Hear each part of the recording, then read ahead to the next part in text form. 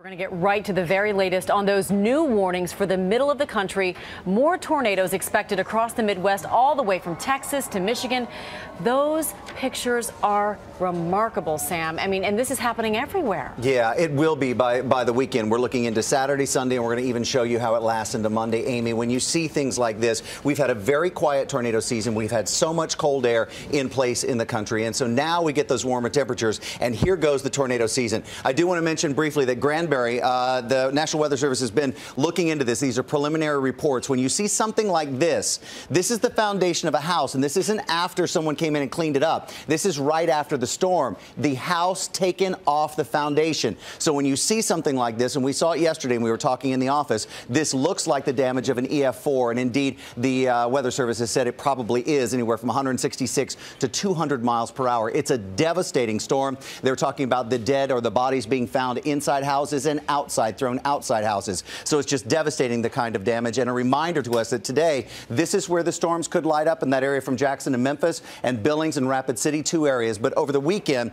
we have a classic storm situation setting up in the middle of the country. This is what you would expect in Tornado Alley for May, but it's been so quiet that we need to remind people to stay up with their ABC stations so that you know when these storms move in the area. Saturday, as a cold front sits in the middle of the country, you've got that cold air clash with warm, humid air. The jet stream pulling up right through the center will build those storms even taller and higher, and that's what you need for very powerful thunderstorms and the possibility for tornadoes. Chicago, Kansas City, Oklahoma, you're all in line, Minneapolis even, by the time we get to Sunday, and this kind of lingers in that part of the country from Monday. To go back to some of those areas that were so damaged and devastated in the past 24 hours, our Steve Osunsami is in Claiborne, Texas right now with just heartbreaking pictures. Good morning, Steve.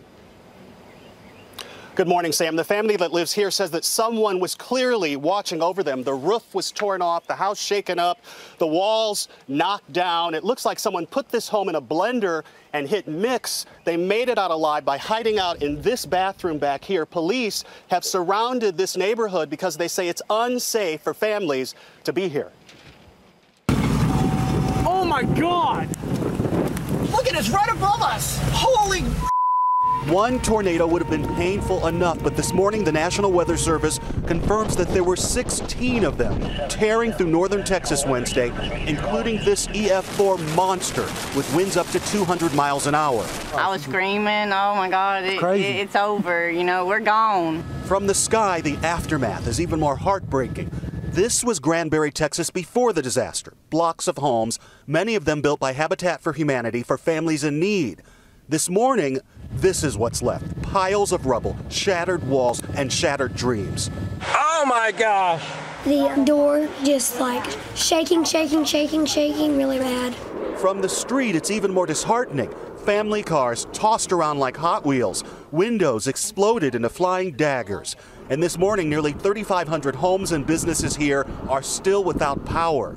In Claiborne, weather officials now think it was an EF3 that cut a second path of destruction half a mile wide. Across this state, many of those who lost their homes now so thankful they didn't lose their lives. My cars are gone, my house is gone, but my children are here and we're okay. There was severe weather last night across much of Louisiana, but nothing like what happened here.